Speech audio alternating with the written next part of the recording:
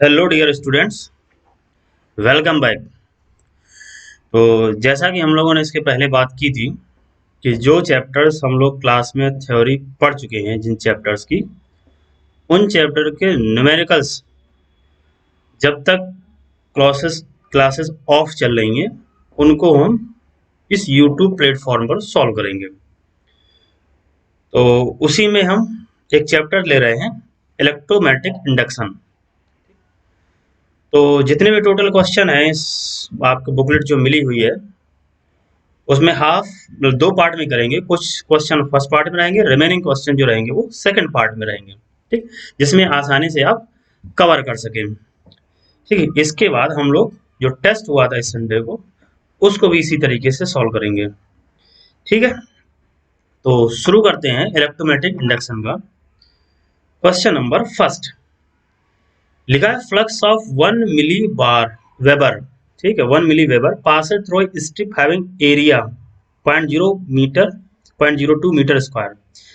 लिखा था plane of the strip is at an angle of 60 degree. ये ध्यान दीजिए, यहाँ पर एंगल कौन बना रहा है? प्लेन। और एंगल लेना किसके साथ रहता है? एरिया के साथ में। तो हमने कहा था अगर प्लेन के साथ में दिया हो तो हम 90 से माइनस कर देंगे तो किसके साथ एंगल पता चल जाएगा? एरिया का।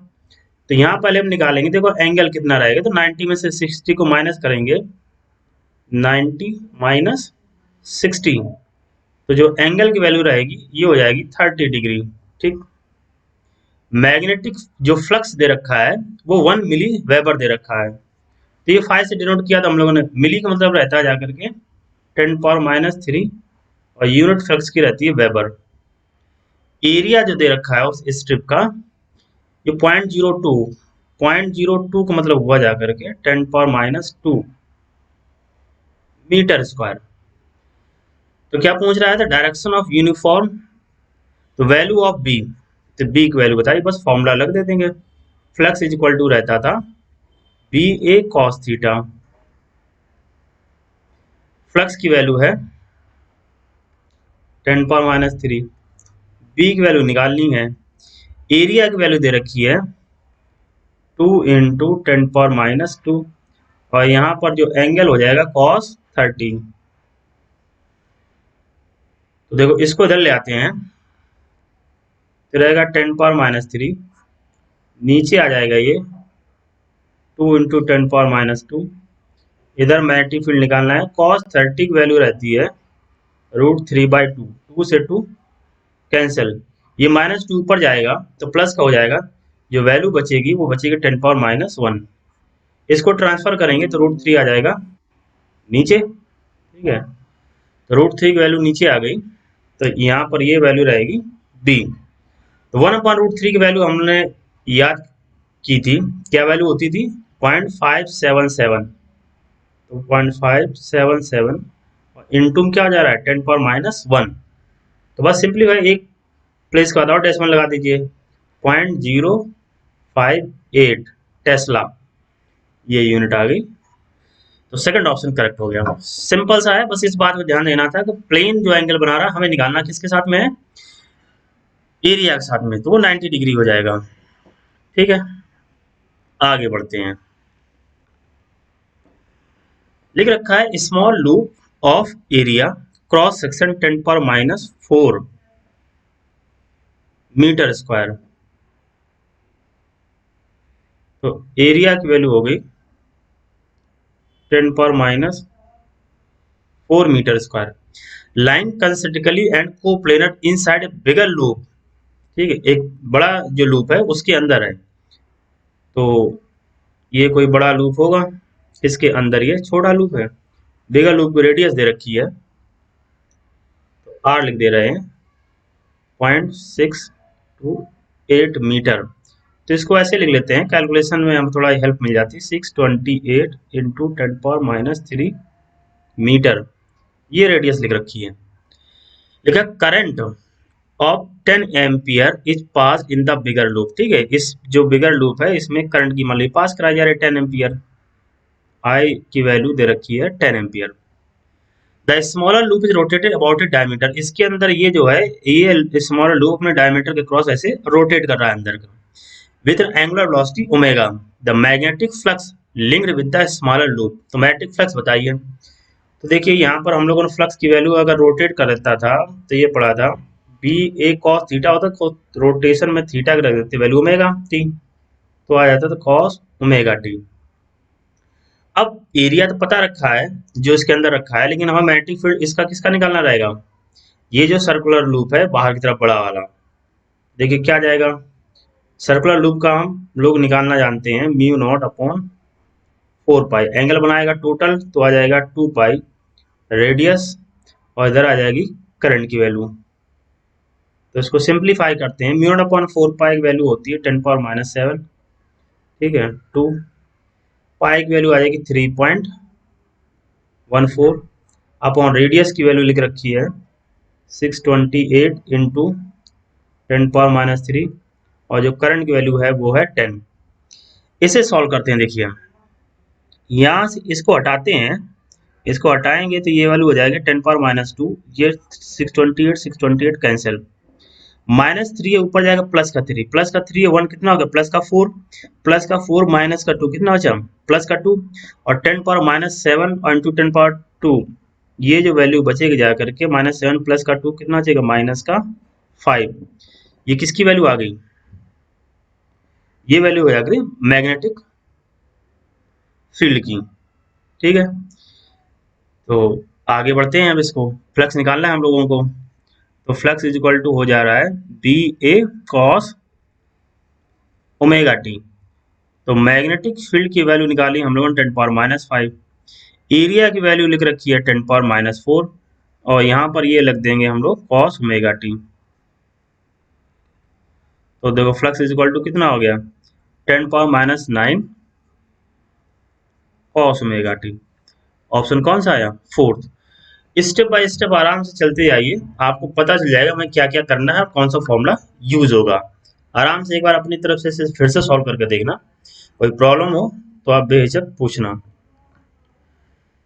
थर्ड नंबर लिखा है coil N turns and area is rotated at the rate of n rotation per second in the magnetic field of intensity B, the magnitude of maximum magnetic flux। तो आप ऐसे समझिए phi is equal to रहता है B ए cos theta, rotate कर रहा है तो आ जाएगा cos omega T, number of turns है तो यहाँ नंबर ऑफ टर्न्स को हम कर देंगे मल्टीप्लाई। अब अगर मैक्सिमम की बात करें तो कॉस थीटा की वैल्यू मैक्सिमम होनी चाहिए, तो मैक्सिमम के लिए ठीक है फॉर मैक्सिमम उस केस में हम लोग देखेंगे कॉस थीटा कॉस ओमेगा की वैल्यू 1 हो जाएगी, तो 1 कर देंगे सिंपल, क्या बचेगा एन बी ए बचेगा। तो यहाँ पर जो फ्लक्स रहेगा जा करके मैक्सिमम तो आ जाएगा एन बी ए, ठीक। ऑप्शन कौन सा आया फर्स्ट, क्वेश्चन नंबर फोर्थ, ठीक। आगे बढ़ते हैं, ठीक। कह रहा है the number of turns in a long solenoid is 500। देखो total number of turn, number of solenoid की इसमें दो टर्म होते थे, number of turn per unit length और टोटल नंबर ऑफ टर्न। ये टोटल नंबर ऑफ टर्न दे रखा है, तो capital N is equal to ये है 500। The area cross section of solenoid, तो एरिया जो दे रखा है ये है 2 into 10⁻³ metre square. If the value of magnetic induction on passing a current of 2 ampere, जब करंट की वैल्यू इससे पास की जा रही है, वैल्यू कह रहा है जब 2 एम्पियर की करंट इससे पास की जा रही है, तो मैग्नेटिक इंडक्शन मतलब मैग्नेटिक फील्ड जो वैल्यू आ रही है वो 5 इंटू 10⁻³ टेस्ला आ रही है। तो 5 इंटू 10⁻³ टेस्ला, ठीक। The magnitude of magnetic flux connected with it in weber, तो मैग्नेटिक फ्लक्स की यूनिट वेबर रहती है, तो बस ये वैल्यू निकाल ली, तो सिंपल सा है। तो यहाँ पर हम लोग देखेंगे magnetic flux is equal to, जैसे ये नंबर ऑफ टर्न्स आ जाएगा, ये बी आ जाएगा, इधर क्या आ जाएगा ए। अब total magnetic flux N into B ये रख दे रहे हैं।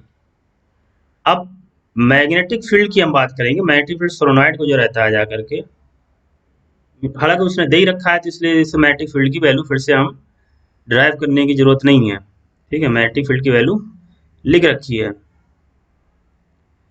ओके, तो मैग्नेटिक फील्ड की वैल्यू को रख लेते हैं। नंबर ऑफ टर्न्स दे रखे हैं 500। 500 का मतलब हुआ जा करके 10⁻²। मैग्नेटिक फील्ड की वैल्यू रखी 5 इंटू 10⁻³ 5 इंटू 10⁻³ ठीक है। एरिया लिख रखा है 2 इंटू 10⁻³ 2 इंटू 10⁻³ ठीक है। तो क्रॉस सेक्शन इसका हो गया। मैग्नेटिक फील्ड जो है ये दे रखा है, तो इसमें बस सॉल्व कर लेते हैं। मैग्नेटिक फ्लक्स 5 और 5 कितना है 25। 25 इंटू 2 कितना हो गया 50, तो आया 50। 10⁻³ 10⁻³ -6 हुआ, -6 और एक प्लस का 2 कितना बचा 10⁻⁴। तो ये वैल्यू पहुंची जाकर 10⁻⁴।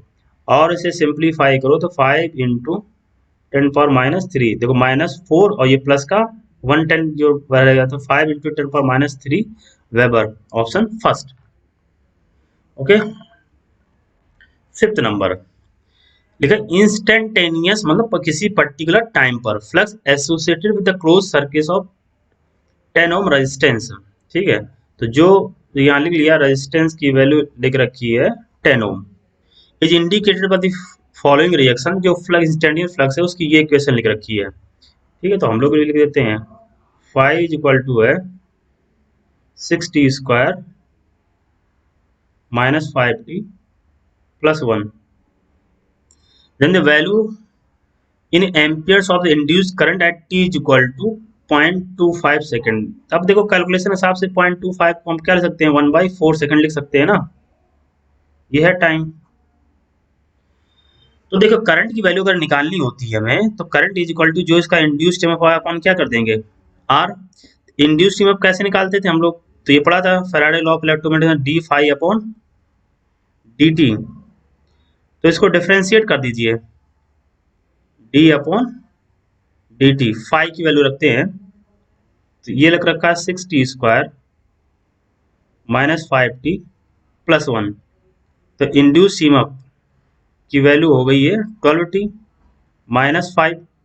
अब t इक्वल टू कितना करा है 1/4 सेकेंड, तो यहाँ पर वैल्यू रख देंगे 12 इंटू 1/4 माइनस का 5। हालांकि यहाँ पर वैल्यू माइनस की रहती है तो ये माइनस रहेगा, तो माइनस, तो e is equal to minus, इसे कट किया कितने का आ गया 3। तो यहाँ आया देखो 3 -5 कितना आ गया -2 मतलब हो गया कितना 2 की वैल्यू आ गई, तो e की वैल्यू हो गई 2 वोल्ट ठीक। e की वैल्यू 2 वोल्ट हो गई तो करंट की वैल्यू निकाल लेंगे, तो आ गया 2, रेजिस्टेंस की वैल्यू है 10। तो इसको हमने सिंप्लीफाई किया कितना आ गया 0.2 एम्पियर। 0.2 एम्पियर मतलब ऑप्शन फोर्थ। बस सिंपल सा स्टेप बस यूज किया गया था E बराबर d∅/dt।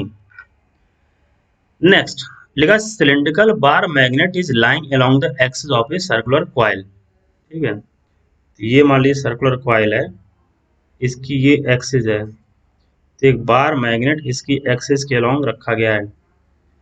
If the magnet is rotated about the axis of A coil ठीक, देन ये मैं बताना। अब देखो सिंपल से सपोज करिए अगर यहाँ नॉर्थ पोल इसका रहा होता है, इधर इसका साउथ पोल रहा होता है, तो मैग्नेटिक फील्ड लाइंस ऐसे निकलती हैं।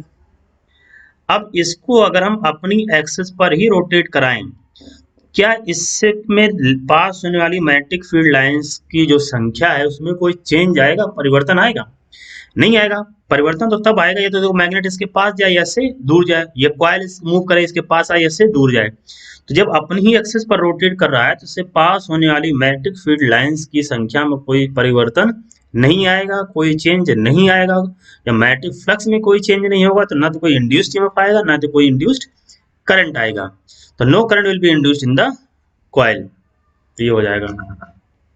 Seventh number when a coil of area 2 cm square and having 30 turns whose plane is normal to the magnetic field। Plane अगर मैग्नेटिक फील्ड के नॉर्मल है तो एरिया कैसा हो जाएगा पैरेलल, ये ध्यान रखना plane is normal is drawn out of the magnetic field. अब उसको बाहर निकाल लिया गया, जो फाइनल फ्लक्स हो जाएगा 0।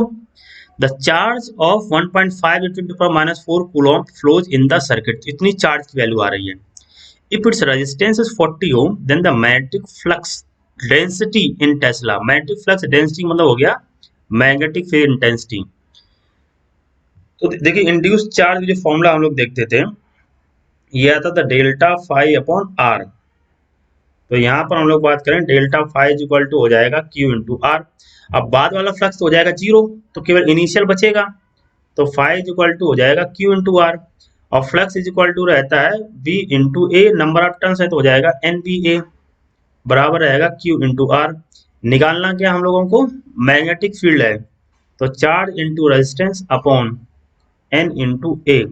बस इस वैल्यूज जो उनकी न्यूमेरिकल वैल्यू दे रखी है बस उनको हम रख देते हैं। Magnetic field is equal to, charge की वैल्यू लिख रखी है 1.5 इंटू 10⁻⁴ कूलॉम, रेजिस्टेंस की वैल्यू है 40, तो ये रख दिया यहाँ पर 40 अपॉन नंबर ऑफ टर्न दे रखे हैं 30, और एरिया की बात करिए तो ये वैल्यू लिख रखा है 2 सेंटीमीटर को बदल लेंगे मीटर में, 10⁻² का स्क्वायर करें तो हो जाएगा 10⁻⁴, 10⁻⁴, 10⁻⁴ कैंसिल आउट हो जाएगा, जीरो से जीरो कैंसिल आउट हुआ।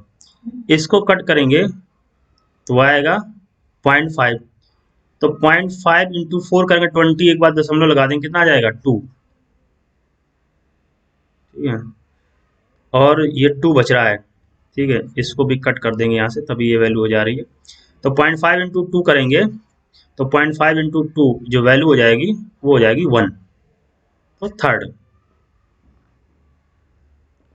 8th नंबर, when magnet is being moved towards the coil then induced में does not depend upon, induced में देखो ये फॉर्मूला है E is equal to delta phi upon delta T. तो हमने कहा था जितने ज्यादा इसमें फ्लक्स चेंज होगा उतने ज्यादा आएगा number of turns of the coil. तो फ्लक्स जो रहता था जाकर के फाई इक्वल टू ये होता था एन बी ए, तो इस पर डिपेंड करेगा। मोशन ऑफ द मैग्नेट, सही बात है, जितने तेज मूव करेगा उतनी इस पर आएगा ना। मैग्नेटिक मोमेंट डिपेंड करेगा, जो मैग्नेटिक मोमेंट रहता है वो मैग्नेटिक फील्ड बताता है। और resistance of the coil, resistance यहाँ कहीं नहीं आ रहा तो किस पे डिपेंड नहीं करेगा, ये वैल्यू हमसे पूछी जा रही है। 9th number, a wire carrying current I lie on the axis of a conducting ring, ठीक है, ये रिंग है और ये वायर है, इसमें करंट फ्लो हो रही है। The direction of induce current in the ring when I decreasing eight A steady rate. अब देखो हम लोग ये पढ़ चुके थे, जैसे ये वायर रहता था इसके अंदर,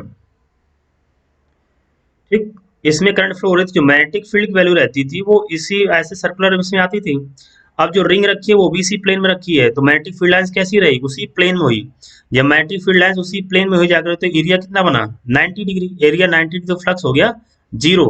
तो इसके कोई फ्लक्स में चेंज नहीं आएगा, जब कोई फ्लक्स में चेंज नहीं आएगा तो कोई करंट नहीं आएगा, कुछ नहीं आएगा, तो no induced current in the ring, तो ये ध्यान रखना है। A magnet is brought toward the fixed coil rapidly, ठीक है, due to this induced EMF, current and charge, induced EMF, current and charge respectively. If the speed of the magnet is doubled, then the wrong statement। तो यहाँ देखिए induced EMF की बात करें delta phi upon delta T, current की बात करें तो आएगा E अपॉन आर, और इंड्यूस चार्ज का भी फॉर्मूला हम लोग देखा था डेल्टा फाई अपॉन आर। तो अगर हम स्पीड को डबल कर देंगे तो जल्दी मूव करने लगेगा, टाइम की वैल्यू हो जाएगी कम, टाइम की वैल्यू कम जाए तो इंड्यूस्ड ईएमएफ क्या हो जाएगा ज्यादा, जब इंड्यूस में जाए तो करंट की वैल्यू क्या हो जाएगी ज्यादा। लेकिन जो इंड्यूस चार्ज है वो टाइम पर डिपेंड नहीं कर रहा है, तो इंड्यूस्ड ईएमएफ में कोई चेंज नहीं आएगा। तो हमसे पूछ रहा कौन सा रॉन्ग स्टेटमेंट है, तो सब कुछ बदल जाएगा, लेकिन आई इंक्रीज करेगा, ई इंक्रीज करेगा, लेकिन क्यू इंक्रीज नहीं करेगा, वो कैसा रहेगा कांस्टेंट रहेगा। तो रॉन्ग पूछ रहा है तो ऑप्शन हो जाएगा 4th। 11th नंबर, लगा field of 5 into 10⁴ upon pi ampere into turns per metre. अब देखिए ये फील्ड की यूनिट होती नहीं है, ampere into turn per metre. अब इसमें क्या देखो, अगर इसको आप ध्यान दीजिए, मैग्नेटिक फील्ड की वैल्यू जो रहती जा करके म्यू नॉट सोलोनॉइड की म्यू नॉट एन आई अपॉन एल, तो ampere into turn per metre, लेकिन म्यू नॉट से मल्टीप्लाई नहीं किया गया, मतलब इसमें हमें जो वैल्यू दे रखी है वो इतनी वैल्यू दे रखी है। देखिए इस क्वेश्चन में बस इतना ही है, आपको ध्यान देना है, क्योंकि यहाँ पर मैग्नेटिक फील्ड की वैल्यू नहीं है ये। तो मैग्नेटिक फील्ड की वैल्यू निकालनी है तो म्यू नॉट से कर देंगे मल्टीप्लाई, तो आया म्यू नॉट इंटू, ये वैल्यू हो गई 5 इंटू 10⁴ अपॉन पाई। म्यू नॉट की वैल्यू रख दीजिए, म्यू नॉट की वैल्यू होती जा करके 4 पाई इंटू 10⁻⁷ इंटू इधर हो गया 5 इंटू 10⁴ अपॉन क्या जाएगा पाई, पाई से पाई कैंसिल, पाई से पाई कैंसिल हो गया। देखिए क्या रहा जा करके 5 4 जा 20, ये लग दिया 20 इंटू -7 प्लस का 4 कितना बचेगा जा करके 10⁻⁻3। ठीक है, इतने ही रखते हैं, बाकी जैसा होगा यूज कर लेंगे। फिर नंबर ऑफ टर्न रखे हैं 50 turn, area 10⁻⁻2। The coil is moved from the field in 0.1 second, then the induced EMF in the coil। तो बस सिंपल सा बार बार वही हम लोग कर ही रहे हैं। तो ये रहेगा delta five upon delta T. Remove कर दे रहा, फाइनल फ्लक्स हो जाएगा जीरो, केवल इनिशियल आएगा। तो इनिशियल जो रहेगा जा करके वो हो जाएगा NBA अपॉन इधर क्या रख देंगे हम टाइम की वैल्यू। तो कैलकुलेट करते हैं, नंबर ऑफ टर्न्स दे रखे हैं 50, मैग्नेटिक फील्ड की वैल्यू निकाली 2 इंटू इधर कितना हो जाएगा 10⁻⁻2 बचेगा, ये +1 हो गया -3 अपॉन इंटू एरिया की वैल्यू इधर रखिए 10⁻⁻2 अपॉन टाइम की वैल्यू लिख रखी है 0.1 सेकेंड। 0.1 सेकेंड पॉइंट यहाँ हटाएंगे, एक जीरो पड़ जाएगा, इस जीरो से इसको हम हटा देंगे। 5 इंटू 10 आ गया, 10 10 इंटू 10⁻⁻2, तो ये देखो होगा जाकर 10 इंटू 10⁻⁻2 मतलब कितना हो गया 0.1 वोल्ट। ऑप्शन कौन सा आया फर्स्ट। ओके, आप इसे स्टॉप करके रोक करके एक बार देख लेना। ऐसा नहीं कि आप भी इसी कंटिन्यूएशन में चलते रहो, सोचेगा तो हमें समझ में नहीं आया, उसे आप वीडियो को रोक लेंगे, कैलकुलेशन देख लेंगे और उस पर ध्यान देंगे। ओके, नेक्स्ट चलते हैं। नेक्स्ट कह रहा है a coil having n turns, ठीक है, स्मॉल नंबर ऑफ टर्न्स दे रखा है and area is initially placed with its plane normal to the magnetic. Plane normal है तो एरिया हो जाएगा parallel. It is then rotated through 180 degree. अब 180 डिग्री रोटेट कर दिया इन 0.2 सेकंड। तो हम देखो पढ़ चुके हैं, अगर 180 डिग्री रोटेशन होता था तो चेंज इन फ्लक्स जो रहता था वो हो जाता था डबल। तो ये आ जाएगा 2NBA। अब स्मॉल नंबर ऑफ टर्न दे रखा है तो इस बात को ध्यान रखेंगे, 2NBA ये वैल्यू हो गई डेल्टा फाइव। तो पूछ रहा है इंड्यूस ईएमएफ, बस तो ये आ जाएगा 2NBA अपॉन कितना रहेगा जाकर 0.2, पॉइंट यहाँ हटाएंगे, एक जीरो बढ़ा देंगे, 2 से 2 काट देंगे 10 आएगा। तो ये वाला होगा 10NBA। ऑप्शन 4 हमने यहाँ से पकड़ा कि 180 डिग्री रोटेट कराएगा, चेंज हो जाएगा डबल। ओके, 13 नंबर लिखा है conducting circular loop is placed in uniform magnetic field B equal to 40 millitesla with its plane perpendicular to the field. If the radius of the loop starts shrinking at the constant rate of 2 mm per second, then the induced EMF of the coil at the instant when radius is 1 cm। अब area change हो रहा है तो ये ध्यान रखेंगे, जैसे flux की वैल्यू हम लोग करते हैं तो d∅dt, तो d/dt यहाँ रखेंगे हम लोग B इंटू ए। ठीक है, अब मैग्नेटिक फील्ड तो है constant, magnetic field constant, magnetic field को बाहर कर लिया, जो चेंज हो रहा है वो एरिया चेंज हो रहा है। ठीक है, और एरिया इधर रहेगा जाकर के पाई आर स्क्वायर। तो इससे डिफ्रेंशिएट करना है तो डी आर से हम लोग करते थे ऊपर नीचे मल्टीप्लाई, तो फाई इज इक्वल टू पाई को बाहर कर लिया, यहाँ आ गया देखो डी अपॉन डी आर, और ये लिख दिया आर स्क्वायर, और इधर ये वैल्यू आ जाएगी D R upon D T. ठीक है, अब इसे डिफ्रेंशिएट करते हैं, आर स्क्वायर को डिफ्रेंशिएट 2r आएगा, तो आ जाएगा 2 पाई बी आर, और ये वैल्यू लिखिए D R upon D T. ये फॉर्मूला बना अपना। ठीक है, अगर रेडियस चेंज हो रही है, बस अब जो न्यूमेरिकल वैल्यू दे रखी है उनको हम सॉल्व करते हैं। तो आंसर अपना पाई के टर्म कह रहा है तो पाई रखे रहने देते हैं, पाई बी की वैल्यू 40 मिली टेस्ला दे रखा है, तो 40 इंटू मिली का मतलब होता है 10⁻³ ठीक है, रेडियस दे रखी 1 सेंटीमीटर को मीटर में बदलेंगे 10⁻², और D R by D T दे रखा 2 मिलीमीटर पर सेकेंड, तो 2 मिलीमीटर पर सेकेंड 2 इंटू 10⁻³ पर सेकेंड, ये वैल्यू आ रही है। इसे सॉल्व करते हैं, देखिए तो फाइव इज इक्वल टू देखो 40 इंटू 2 कितना हो गया 80, 80 इंटू 2 कितना आ गया 160, तो आया 160। 10⁻² है तो 1.6 कर देते हैं क्योंकि माइक्रोम लाना है, उधर आएगा 10⁻6 और ये वैल्यू क्या लिखी हुई है, पाई लिखी हुई है। ठीक, ई की वैल्यू आ रही थी ना कि ये सॉरी, यहाँ हमने वो निकाल रहे थे ना इंड्यूस्ड ईएमएफ, तो ये इंड्यूस्ड ईएमएफ रहेगा ना d∅dt, तो इसको ध्यान रखेंगे। इंड्यूस्ड ईएमएफ को ये जो फॉर्मूला बना रहे थे वो इंड्यूस्ड ईएमएफ था ना d∅dt,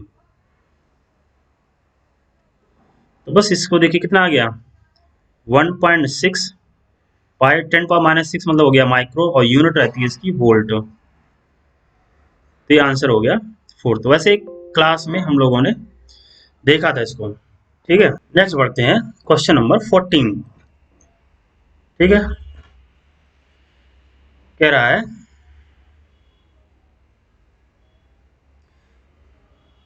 to plane circular coils P and Q have radii R1 and R2 respectively and are coaxial as shown in figure। ठीक है, P का N1 नंबर ऑफ टर्न्स है, इसका N2 है, P की रेडियस R1 है और Q की रेडियस R2 है, R2 की वैल्यू ज्यादा है। ठीक है, number of turns in P अगर N1 and N2 if the current in the coil Q is varied steadily at the rate of x ampere per second. तो इसको ध्यान दीजिए, करंट जो चेंज हो रही है, ठीक है, Q में x एम्पियर पर सेकंड, मतलब ये जो वैल्यू आएगी D I upon D T, वहां पर हमें क्या लिखना है, x लिखना है। Induced EMF in the coil P, ठीक है, तो मैग्नेटिक फील्ड रहेगा Q का और एरिया रहेगा P का, जिसमें फ्लक्स चेंज होगा। तो सेम अभी देख रहे थे E इज इक्वल टू, तो एरिया तो कांस्टेंट है, मैग्नेटिक फील्ड करंट चेंज है तो मैग्नेटिक फील्ड चेंज होगी। तो यहाँ पर पहले लिख दे रहा हूँ डी अपॉन डी टी, इधर आ जाएगा B into A. Number of turns किसके रहेंगे, इसमें एरिया है तो उसको बाद में हम लोग करते हैं, ये फ्लक्स, तो नंबर ऑफ टर्न्स N1, ठीक है, ये इधर आया तो लिखते हैं, देखिए, तो इसको हम बाहर कर ले रहे हैं, इधर आ जाएगा N1, एरिया जो इसका रहेगा जाकर के अंदर वाले का, ये रेडियस दे रखा पाई R1², यहाँ पर लग रहे हैं हम लोग डी अपॉन डी टी। और सर्कुलर कॉइल की जो मैग्नेटिक फील्ड का फॉर्मूला आता है mu naught upon 4 pi, 2 pi total angle, number of turns इसके हैं N2, करंट की वैल्यू है I, रेडियस दे रखी है इसकी R2। ठीक है, तो सिंप्लीफाई करते हैं, इसको काट देते हैं, ये आएगा 2, क्या बच रहा है, म्यू नॉट बच रहा है, देखिए म्यू नॉट, इधर है ये N1, उधर को हो गया ये N2, इधर आ जा रहा है पाई, और ये 1/2 कर दे रहे हैं, पाई बचा क्या di/dt, और नीचे क्या बच रहा है, ये R1² पाई R1², और नीचे है ये R2, बचा di/dt, तो di अपॉन dt, और di/dt कितनी वैल्यू रख रही है, x, तो इसको देखो मैच करते हैं, म्यू नॉट N1 N2 पाई R1², mu naught N1 N2 पाई R1² अपॉन R2, तो म्यू नॉट N1 N2 पाई R1² पर 2R2, ये 2 नीचे लिख रखा है, इनटू क्या हो जाएगा x, ये x की वैल्यू, तो ऑप्शन कौन सा रहेगा, थर्ड। ठीक है, नेक्स्ट बढ़ते हैं 15 number. The rate of change of magnetic flux density through circular coil of area 10⁻² metre and the number of turns 100 is 10⁻³ weber per metre per second. तो देखो dv अपॉन dt की value लिख रखी है, ये value लिख रखी है 10⁻³ the value of induced EMF, बस सिंपल सी बात है। तो इसमें जो नंबर ऑफ टर्न्स हो गया n हो गया, ए हो गया, ऐसे बाहर कर लीजिए, इधर आ जाएगा dv upon dt, number of turns है 100, 100 में होगा 10⁻², एरिया की वैल्यू है 10⁻², और ये वैल्यू रख रही है 10⁻³ प्लस 2 - 2 कैंसिल, सेल कितने बच रहा है, 10⁻³ वोल्ट बच रहा है, तो E की वैल्यू आ जाएगी 10⁻³ वोल्ट, तो ऑप्शन फोर्थ। 16 नंबर लिखा है long solenoid contains 1000 turns per centimetre. ठीक है, alternating current of a peak value 1 ampere is flowing in it. A surge coil of area cross section 10⁻⁴ meter square and having 50 turns is placed inside the solenoid. With is plane perpendicular to axis of the solenoid. Plane perpendicular area हो जाएगा parallel. अब peak value of is produced voltage जो है इतना peak value in such coil the frequency of current in the solenoid. देखो solenoid में जब current flow होगी तो मैग्नेटिक फील्ड इसी की आएगी। तो सोलेनोइड की अगर मैग्नेटिक फील्ड की बात करें तो आएगा म्यू नॉट एन आई अपॉन क्या हो जाएगा एल, नंबर ऑफ टर्न्स। ठीक, तो यहां पर ये वैल्यू रही जा करके।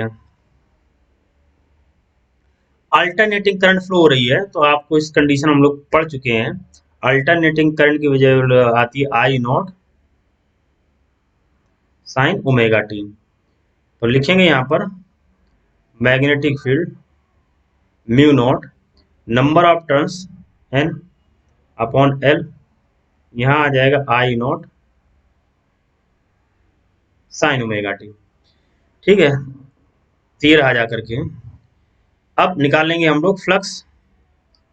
तो फ्लक्स रहेगा उसका जो भी रहेंगे number of turns, small N मान ले रहे हैं तो यहाँ पर रहेगा जाके N1 कॉइल का रख देते हैं, एरिया हो जाएगा इसका और ये हो जाएगा मैग्नेटिक फील्ड। तो number of turns, area of the coil, ठीक, और मैग्नेटिक फील्ड की जो वैल्यू लिख रहे हैं म्यू नॉट एन आई नॉट साइन ओमेगा टी। ठीक है, अपॉन यहाँ क्या है एल, ये आ जाएगा फ्लक्स। तो E इज इक्वल टू रहता है D five by D T. तो D five by D T मतलब साइन ओमेगा टी को डिफ्रेंशिएट करेंगे, इतना तो आपको आइडिया लगी गया होगा इस कंडीशन में। तो यहाँ देखो N one A mu naught capital N by L, और इधर ये हो गया आई नॉट। डिफ्रेंशिएट करेंगे हम डी अपॉन डी टी, जो वेरिएबल करंट है ये sign omega T. Sign omega T का डिफ्रेंशिएशन क्या होता है ओमेगा कॉस ओमेगा टी। तो रखेंगे यहाँ पर हम वैल्यू। ठीक है, तो यहाँ से शुरू करते हैं। तो E is equal to N one A mu naught N upon L, इधर रहेगा आई नॉट, इधर ओमेगा, और ये इधर रहेगा जाकर कॉस ओमेगा टी। अब यहाँ पर देखिए लिख रखा है उसने पीक वोल्टेज, पीक मतलब मैक्सिमम, मैक्सिमम में कॉस ओमेगा टी की वैल्यू हो जाएगी 1। ठीक है 1। तो पीक वोल्टेज वहां पर हम लोग करते थे ई नॉट। अब सबकी न्यूमेरिकल वैल्यू रखनी है तो नंबर ऑफ टर्न्स है 50, ये रखा 50, एरिया रखा है 10 पावर माइनस 4। ठीक है, तो एरिया हो गया 10 पावर माइनस 4। यहाँ रख रहे हैं हम म्यू नॉट, म्यू नॉट की वैल्यू रहती है 4 पाई इंटू 10 पावर माइनस 7। ठीक है, ये इधर आ जाकर के नंबर ऑफ टर्न 1000 पर सेंटीमीटर है। 1000 मतलब होता है 10 पावर 3, सेंटीमीटर मतलब होता है 10 पावर माइनस 2। ठीक है, करंट की वैल्यू, पीक करंट वैल्यू दे रखी है 1, और ओमेगा की वैल्यू होती है 2 पाई, एन मतलब फ्रिक्वेंसी हमें निकालना है एफ। अब इसको सिंप्लीफाई करो एक बार, सभी वैल्यूज को आप अच्छे से देख लेना। सिंप्लीफाई करते हैं, देखिए तो 10 पावर माइनस 2, पहले यहाँ पर ऐसे देखते हैं, देखो माइनस 2 पर जाएगा हो जाएगा प्लस का, प्लस का मतलब ये हो जाएगा 10 पावर कितना आ जाएगा 5, 10 पावर 5 इधर बचेगा जा करके, तो यहाँ रहेगा -2, -2 का मतलब कितना हो गया, इधर आ जाएगा माइनस का 6। ठीक है, ये इतनी वैल्यू रही जा करके। तब इसको आगे हम लोग सॉल्व करते हैं। तो यहाँ पर लिखते हैं 50, जो बच रहा है उसको लिखते हैं इधर 50, ये आ जा रहा 4 पाई, इधर 2 पाई, 4 इंटू 2 कितना हो जाएगा 8 पाई स्क्वायर, और कुछ हो नहीं रहा जा करके। ये हो गया 50, ये 4 पाई, ये 2 पाई, तो 4 टू जा 8 और पाई स्क्वायर 10 माइनस 4, और ये -2, कितना बच गया माइनस का 6, 10 पावर माइनस 6। और यहाँ पर ये वैल्यू है फ्रीक्वेंसी एफ निकालना है। अब ई नॉट की वैल्यू रखी 2 pi square into 10 power minus 2।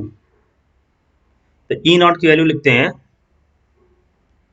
2 pi square into 10 power minus 2 is equal to 8 into 5 कितना आ जाएगा 40, तो 40 मतलब हो जाएगा 400। ठीक है, इधर आएगा पाई स्क्वायर इंटू 10⁻⁻6 इंटू क्या रहेगा f। ठीक है, ये रहेंगे पाई स्क्वायर से पाई स्क्वायर तो हटा दो, 2 पाई स्क्वायर लिख रखा है। ठीक है, अब यहाँ पर ये रहेगा 10⁻+2। ठीक है, प्लस का 2 रहा तो यहाँ कितना चाहिएगा -4, और इसको हटा देते हैं यहाँ कितना चाहिएगा 2। ठीक, तो यहाँ बच रहा है 10⁻⁻2, ये -4 है नीचे आ जाएगा 10⁻⁻4, और ये इधर बच रहा है 2, इधर क्या आ गया f। तो यहाँ देखिए 10⁻⁻4 ऊपर जाएगा कितना आ जाएगा 10⁻+4 -2 10⁻2 बचेगा, 10⁻2 मतलब होता है 100, नीचे बच रहा है 2 इज इक्वल टू क्या है f। तो देखो फ्रीक्वेंसी की वैल्यू आ जा रही है 50 हर्ट्ज। बस कैलकुलेशन में थोड़ा आपको पेशेंस रखना है, धैर्य रखना है, नहीं तो फिर ये गड़बड़ हो जाएगा। तो 50 हर्ट्ज आ गया। 17 number, a coil of cross section area 5 into 10⁻⁻4 meter square and having number of turns 1000 is placed perpendicular to magnetic field 10⁻⁻2 Tesla। ठीक है, the coil is connected to galvanometer of resistance 500 ohm। The induced charge generated in the coil rotating through angle pi, मतलब 180 आ गया ना, हमारा flux कितना आ जाएगा double हो जाएगा। तो देखो अभी हम लोगों ने पढ़ा था चार्ज जो आता है डेल्टा फाई अपॉन आर रहता है, फ्लक्स हो जाएगा डबल। तो डबल मतलब हो जाएगा 2NBA अपॉन क्या हो जाएगा आर। तो क्यू, नंबर ऑफ टर्न दे रखे हैं 1000, 1000 मतलब होता है 10⁻3। मैग्नेटिक फील्ड की वैल्यू जो दे रखी है, ठीक है 10⁻⁻2 टेस्ला, तो ये हो गया 10⁻⁻2, ये मैग्नेटिक फील्ड है। ठीक है, एरिया की बात करें 5 इंटू 10⁻⁴ ऊपर लिख रखा है, क्या आ जाएगा 5 इंटू 10⁻⁴ अपॉन रेजिस्टेंस की वैल्यू रखी 500 ओम। तो 500 का मतलब ये हो गया 5 इंटू 10⁻2, 5 से 5 को काट देते हैं, ये प्लस का 2 ऊपर जाएगा -2 हो जाएगा, -2 -2 -4 हो जाएगा। ठीक है, तो देखो कितना बचेगा जा करके, इधर आया ये 2, तो यहाँ पर लिखा हुआ है 10⁻3 इंटू -4 हुआ जाकर -8, तो कितना हो जाकर 2 इंटू 10⁻⁵। तो इसको हम ले सकते हैं 20, इधर एक बढ़ा दीजिए इधर एक घटा दीजिए, तो यहाँ पर देखो जो वैल्यू आ गई जाकर 20 माइक्रो कूलम, ऑप्शन सेकंड। ये होगा question number 17। 18, Lenz law consistent with the law of conservation, पर सबको पता खूब लिखवाया था कंजर्वेशन ऑफ एनर्जी, ध्यान रखना है ये। 19 नंबर लिखा north pole of magnet is brought near a coil, ये कॉइल है, इससे क्या कर रहे हैं नॉर्थ पोल इसके पास में लग रहे हैं, तो नॉर्थ पोल ही बनेगा, नॉर्थ पोल बनेगा तो करंट की वैल्यू एंटी क्लॉकवाइज ऐसे हो जाएगी। Current induce in the coil is seen bye observer on the side of magnet, अगर ये इसी तरफ कोई ऑब्जर्वर है तो उसको कैसे करंट दिखेगी एंटी क्लॉकवाइज डायरेक्शन में। अगर ये इधर देख रहा होता तो रिवर्स रहता, इस तरह वाले तरफ से तो साउथ पोल दिखता, क्योंकि हमने पढ़ाया था या पढ़ा था आप लोगों ने, मालूम है आपको कि करंट कैरिंग कॉइल एक मैग्नेट की तरह काम करेगी। अगर इस मैग्नेट की तरह काम करेगी मतलब इसमें दो पोल होंगे, तो इस तरफ अगर नॉर्थ है दूसरी तरफ कैसा होगा साउथ। अगर किसी कॉइल में हम साउथ पोल बना रहे हैं तो करंट देखो कैसी आ जाएगी क्लॉकवाइज, लेकिन उसी तरफ है जिधर मैग्नेट तरफ रखा गया तो एंटी क्लॉकवाइज रहेगी। 20 नंबर, अगर magnetic field is directed normally downward through a metallic frame as shown the figure on increasing the magnetic field, अगर मैग्नेटिक फील्ड को हम बढ़ाएं तो हमें पता है कि इसमें इंड्यूस करंट डायरेक्शन ऐसे आएगी जो मैग्नेटिक फील्ड को घटाएगी, मतलब उसमें करंट डायरेक्शन आनी चाहिए एंटी क्लॉकवाइज, तभी आउटवर्ड मैग्नेटिक फील्ड आएगी, आउटवर्ड मैग्नेटिक फील्ड में करंट इसमें ऐसे फ्लो होगी। तो हमने कहा था ये बिहेव करता था कैसे, एक सेल की तरह जैसे काम करेगा। तो यहाँ पर हमें ये देखना है, तो अगर ये सेल की तरफ नेगेटिव से पॉजिटिव तरफ फ्लो होती है ना, तो इधर नेगेटिव रहेगा इधर क्या रहेगा पॉजिटिव, तो ए की वैल्यू जो रहेगी तो वो कैसा हो जाएगा पॉजिटिव हो जाएगा। ठीक है, तो a plate A will be positive. 21, two coils P and Q are lying at the little distance apart coaxially. If the current I suddenly set up in the coil P, इसमें setup की गई है, then the direction of current induced in the coil Q will be, observer इधर है, ठीक है observer इधर है, तो देखो जैसे ही इसमें हमने करंट को सेटअप किया है, ठीक है करंट को सेटअप किया है, तो देखो करंट यहाँ पर बढ़ेगी, ये देखो ऐसे जा रही है ना इस तरीके से, तो ये कैसी है क्लॉकवाइज, तो ये क्या करेगी अपोज करेगी। अपोज करने का मतलब ये हो गया, अब देखो इसमें ये ऐसे बना रखा है, ठीक है, ये देखो इसके ऊपर से जा रहा है, मतलब हमें ये वाला सिरा दिख रहा है, इसका अंदर वाला इधर है, तो हम इसको अगर ऐसे हम बनाएं ऐसे, तो मतलब ये हो गया कि ये वाला सिरा हमें दिख रहा है, तो इधर देखो इस तरफ साउथ पोल है, बाहर की तरफ ऑब्जर्वर की तरफ, ठीक है, इस वाले कॉइल में यहाँ देखिए अगर हम इसको ऐसे देख रहे हैं तो इधर ये साउथ पोल बन रहा है, तो इसका जो दूसरा वाला सिरा रहेगा इधर क्या बनेगा नॉर्थ, तो इसका नॉर्थ की ये अपोज करेगा, तो अपोज करे तो इधर क्या बन जाएगा नॉर्थ पोल बन जाएगा। नॉर्थ पोल मतलब क्या होता है एंटी क्लॉकवाइज, तो करंट कैसी आएगी एंटी क्लॉकवाइज। समझ लेंगे। यहाँ पर देखिए जो ऐसे है ये इस तरीके से करंट फ्लो हो रही है, तो यहाँ पर जो बन रहा होगा साउथ पोल, ऑब्जर्वर ये जो देख रहा होगा, इस कॉइल के दूसरे वाले सिरे पर बन रहा होगा नॉर्थ पोल। अब ये करंट सेटअप हुई, करंट बढ़ रही, तो इसका करेगा ये अपोज, तो सिमिलर पोल बनेगी तभी तो अपोज करेगा ना, तो इधर नॉर्थ पोल बन जाएगा जो ये ऑब्जर्वर देख रहा होगा, मतलब एंटी क्लॉकवाइज रहेगी। थोड़ा इमेजिनेशन है, आप इस बात का ध्यान रखेंगे करंट कैरिंग कॉइल मैग्नेट की तरह बिहेव करेगी तो सॉल्व होता जाएगा। मैग्नेट की तरह बिहेव करने मतलब इसमें दो पोल होंगे, एक तरफ रहेगा साउथ और दूसरी तरफ क्या रहेगा नॉर्थ। अब जो हमें दिखाई दे रहा है वो साउथ इधर दिखाई दे रहा है, तो उसका अपोजिट मानेंगे नॉर्थ, इधर बन जाएगा north. Next, a system S consist of two coils A and B, ठीक है, ये दो कॉइल ए और बी दिखा रखी हैं। Two coils, the coil carries a steady current I while the coil B is suspended near by the shown in the figure, ठीक है, इसमें करंट आई है, ये इसमें इसके पास में है। If the system is heated so as to raise the temperature of the two coils, अब देखिए होगा क्या, जैसे इसको हीट करेंगे इसका क्या होगा टेम्परेचर बढ़ेगा, टेम्परेचर बढ़ने से इसका कंडक्टर का जो रहता है वो रेजिस्टेंस क्या होगा बढ़ता है। रेजिस्टेंस अगर बढ़ेगा तो करंट की वैल्यू घटेगी, जब करंट की वैल्यू घटेगी तो मतलब इसमें क्या होगा मैग्नेटिक फ्लक्स घट रहा है, तो उसमें ये रहता है कि ये एक दूसरे को सपोर्ट करेंगे, इसमें इंड्यूस करंट ऐसा ऐसी आएगी कि इसका सपोर्ट करेगी, बस इस बात को ध्यान रखना है। जब करंट डायरेक्शन सपोर्ट करने में क्या सेम डायरेक्शन में आती है, सेम डायरेक्शन मतलब क्या होता है जाकर के वो अट्रैक्ट करती है, तो ये हम लोग पढ़ चुके हैं, अगर दो वायर होते थे अगर उसमें करंट डायरेक्शन सेम रहती तो एक दूसरे को वो अट्रैक्ट करते हैं, तो टू कॉइल्स हो अट्रैक्शन आ जाएगा। 23. Consider the situation shown in the figure if the current I in the long straight wire XY, ठीक है, ये X है और ये Y है, इज इंक्रीज स्टडी, अब इसमें बढ़ाया जा रहा है, तो बढ़ाया क्या करेगा इसका अपोज, मतलब ये इधर जाएगा और अपोज करेगा तो ये इधर जाएगा, ठीक है, तो ये देखो रहा क्लॉकवाइज और ये कैसा रहा एंटी क्लॉकवाइज। इंड्यूस में loop A and B will be, तो ए में कैसा रहा ये क्लॉकवाइज, एंटी क्लॉकवाइज किस में रहा बी में, बस सिंपल सा इसके अपोज कर देना है, बढ़ रहा है इंक्रीज, घट रहा होता तो सेम डायरेक्शन में रहता।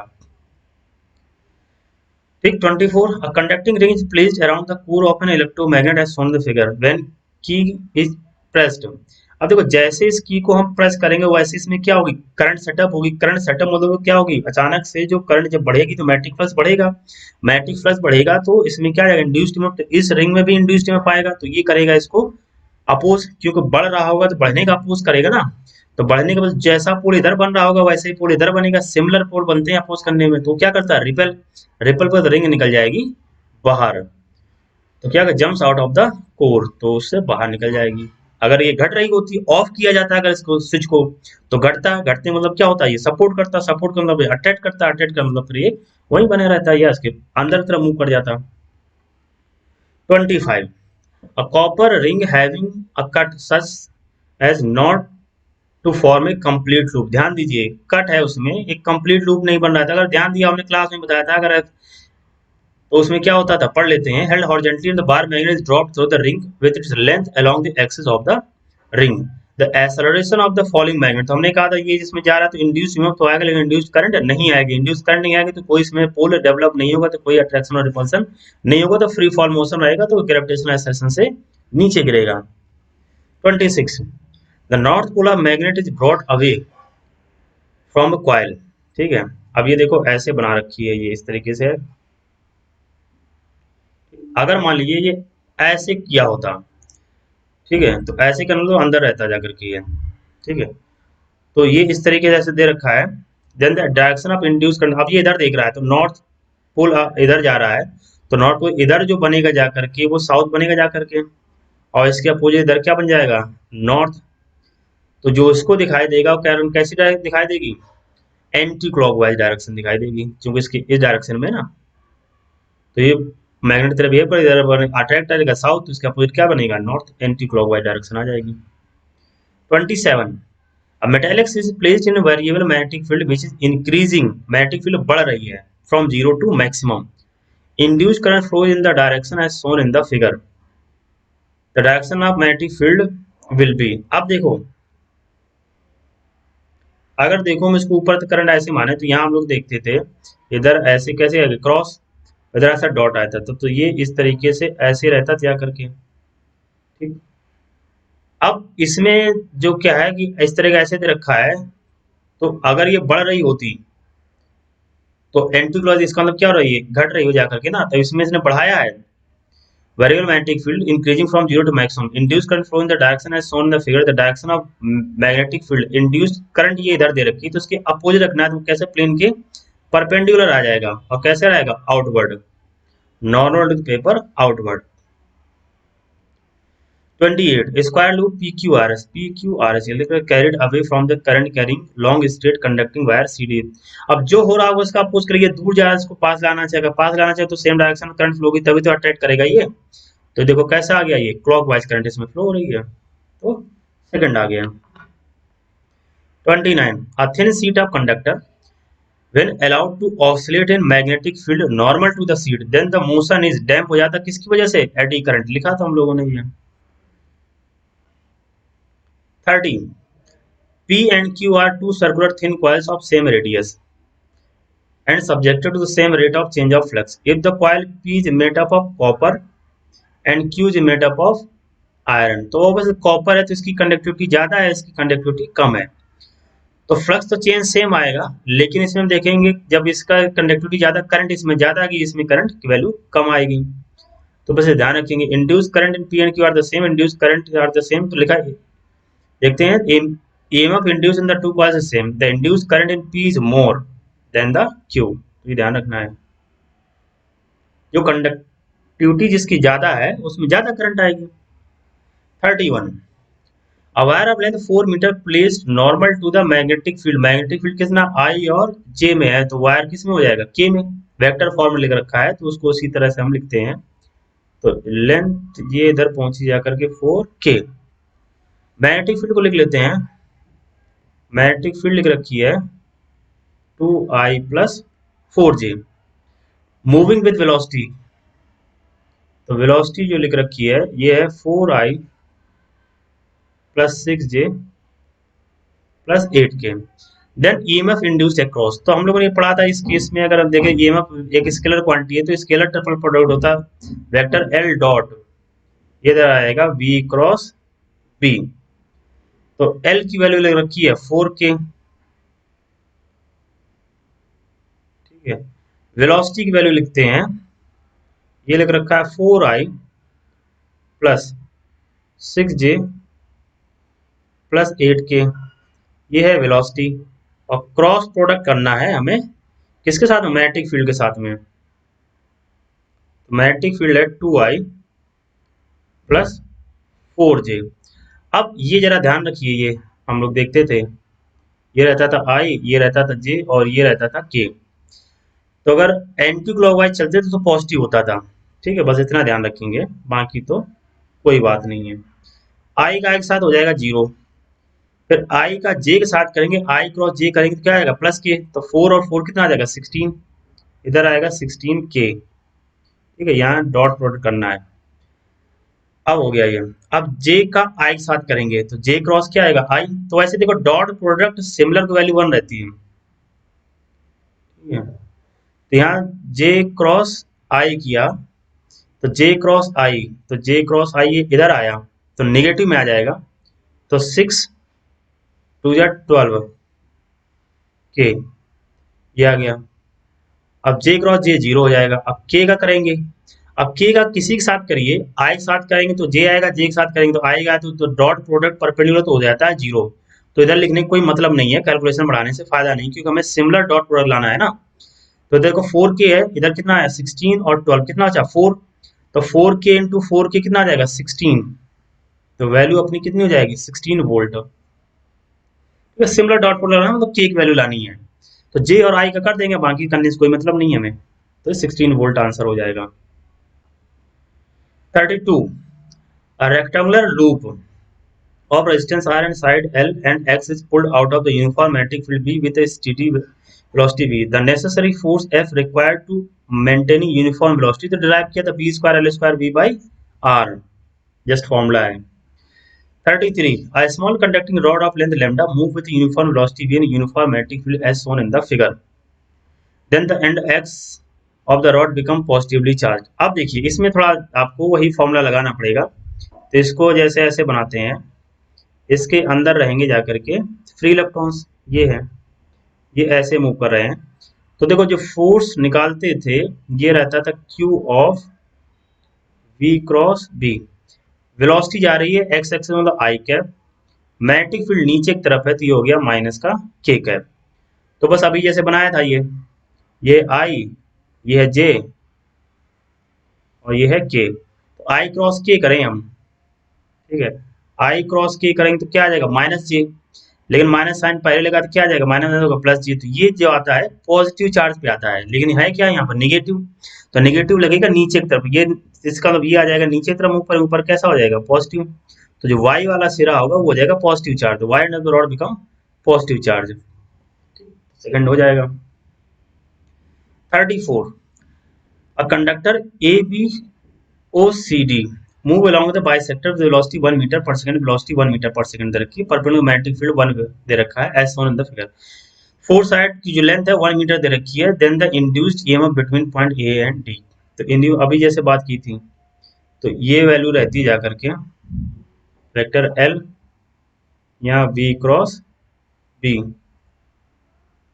तो वेलोसिटी और मैग्नेटिक फील्ड देखो इसमें परपेंडिकुलर साइन 90 हो जाएगा 1, लेंथ वेक्टर क्वांटिटी है तो मतलब इसका हम ये वैल्यू निकालेंगे, तो ये ऐसे है, ये वैल्यू निकालनी है, तो देखो ये 1 मीटर, ये 1 मीटर, एंगल कितना है 90 डिग्री, तो ये निकल के आ जाएगा L√2, तो E इज इक्वल टू हो जाएगा BV L√2, B की वैल्यू 1, वेलोसिटी की वैल्यू 1, L की वैल्यू 1, √2 वैल्यू होती है 1.4, आंसर हो जाएगा 1.414 वोल्ट रहता है, तो 1.4 वोल्ट, ठीक है। सर्कुलर कॉइल है of radius R placed in uniform magnetic field, the magnetic field is normal to the plane of the coil as shown, ये the coil is rotated with angular velocity omega about its own axis, then the induced EMF, हमने कहा था इसमें कोई देखो flux में change होगा ना, जितने मैग्नेटिक फील्ड लाइंस पास होंगे उतनी कांस्टेंट रहेंगी, जब फ्लक्स में चेंज नहीं होगा तो कोई भी इंड्यूस्ड ईएमएफ नहीं आएगा, ठीक है। थर्ड क्लास में कराया था आपको, आप वही राइट हैंड रूल लगा के देखेंगे तो ये इसके ऊपर, तो ये इधर क्यू दे रखा है, किधर मूव करेगा, ये एम की तरफ मूव करेगा, the electric potential difference will be induced between the end of the conductors on the figure when conductor move in the direction, current की वैल्यू नीचे दे रखी है तो ये ऊपर की तरफ मूव करेगा, तो क्या आ जाएगा एम। ओके डियर स्टूडेंट, अब ये तो अब इसमें वही है, देखिए square conductor loop of side L and resistance R is moving with uniform velocity V right angle to one of the side in on plane, if on applying a uniform magnetic field at right angle to the plane the induced current, तो obvious बात है flux इसमें जितना रहेगा वो constant रहेगा, constant कोई भी फ्लक्स चेंज नहीं होगा, तो फ्लक्स चेंज नहीं होगा तो कोई भी इंड्यूस्ड ईएमएफ नहीं आएगा, इंड्यूस्ड ईएमएफ तो इंड्यूस्ड करंट नहीं आएगी, ठीक है। तो यहीं तक रखते हैं, रिमेनिंग क्वेश्चन जो इसके होंगे वो नेक्स्ट पार्ट में हम लोग सॉल्व करेंगे, ओके।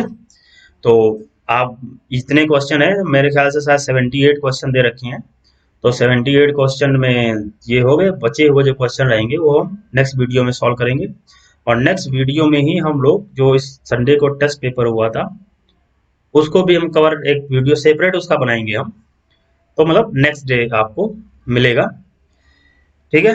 तो पढ़ते रहिए, अपनी कंटिन्यूटी मेंटेन रखिए, आप इस लॉकडाउन में आप अपनी पढ़ाई को अगर ब्रेक करेंगे तो उतना ही आप पीछे हो जाएंगे, इस बात का ध्यान रखेंगे। तो कंटिन्यूटी बनाए रखने के लिए हमने यही कहा, आपको नई चीज़ ना पढ़ाई जाए, जो आपने पढ़ा है बस उन्हीं की प्रैक्टिस करते रहिए, और क्लासेस जब फिर से रिज्यूम होंगी अपने उसी पैटर्न में चलेंगी, तो आपका जो सिलेबस है वो फिर से कंटिन्यू चलेगा, बहुत ज़्यादा बचा नहीं है और समय भी हमारे पास पर्याप्त है, ओके। Thank you.